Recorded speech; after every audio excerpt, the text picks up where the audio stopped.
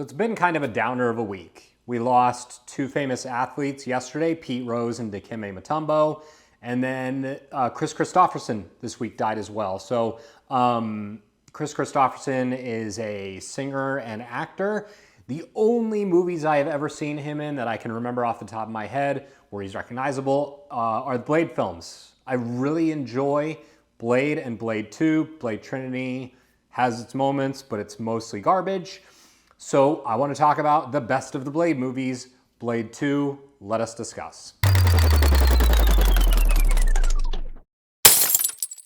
Thank you so much for checking out the video. Before we get started, click on the subscribe button and the notification bell. That way you know whenever I post a new piece of content. You can also follow me on X at Hometown0YT and on Instagram at RealHometown0. So back in like 2002, you could still rent movies at a store. I lived in Albuquerque, New Mexico. I moved there in 2002. And my most rented movie was Blade 2. I rented this movie on DVD countless times. I don't know why I didn't just buy it. I have no explanation. It doesn't make any sense. But there was a video store, like a local chain in Albuquerque called Hastings, and I used to rent DVDs from there, and Blade 2 was the one I rented the most by far. Again, no explanation for why I didn't buy it. I now own the movie. I learned my lesson. But back then you could rent movies and that's what I rented. I love the hell out of this movie. Blade 2 is still one of the best superhero movies that's ever been made.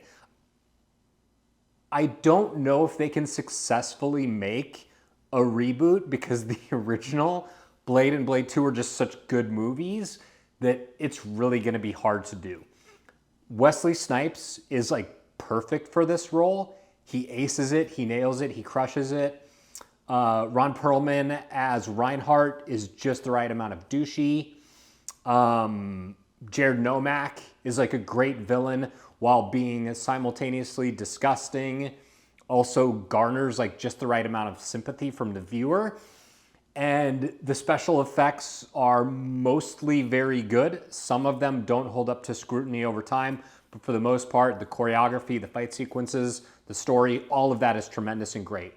This movie just manages to be a ton of R-rated fun.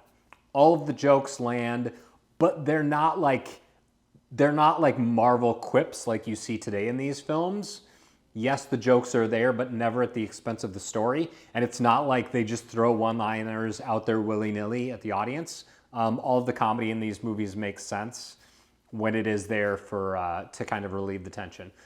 This movie is like super violent. The action is awesome.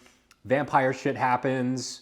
Basically, Jared Nomak is the original carrier of what's called the Reaper strain. He's going around biting vampires and biting humans and turning them into Reapers. They're harder to kill. They're more like feral and primal and nasty. And they're a threat to both humans, and now they're also a threat to vampires. So this overlord of the vampires has this like elite team that's been hunting Blade, and he wants them to team up with Blade to go after Nomak and like kill the Reaper strain. So of course there's like interesting intrigue because they clearly have it out for Blade because they've spent all this time training to kill him exclusively.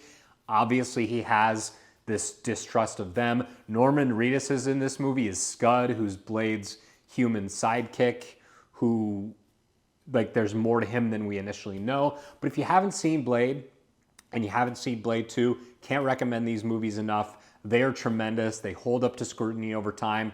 For a movie that's 22 years old, this one really holds up, and I freaking love Blade 2. Thank you so much for checking out this video. I will see you next Wednesday at 9 a.m.